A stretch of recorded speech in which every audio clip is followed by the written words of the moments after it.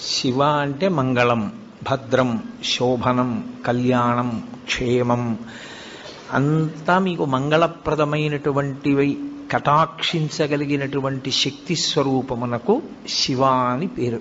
అందుకే శివునకు అమంగళమునకు సంబంధం ఉండదు. అసలు ఆయన ఎన్నడూ అమంగళము చేయువాడు కాడు.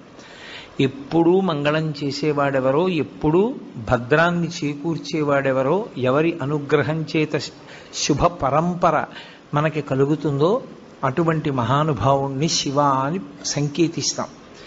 శివునకు ఒక రూపము కాదు, యథార్థమునకు అసలు పరమేశ్వరుడికి ఒక రూపం ఉంటే కదూ. కోటేశ్వరరావు అంటే ఏదో ఒక రూపంతో ఉంటాడు. పరమేశ్వరుడికి అలా ఒక రూపం ఉండదు.